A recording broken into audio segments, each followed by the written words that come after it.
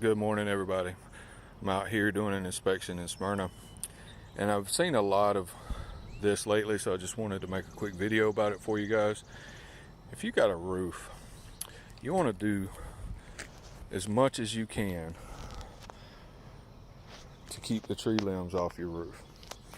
Anywhere near it can cause an issue, but if they're laying on the roof, they're definitely going to do damage to your shingles. So you want to do whatever you can to try to keep that back. I know sometimes it's hard with some of the bigger trees, but your roof is your very first line of defense when it comes to water entering your house, and water is the number one enemy for your house. So you want to do everything you can to keep that roof in as best shape as possible. Okay, so just want to give you guys a little pointer this morning.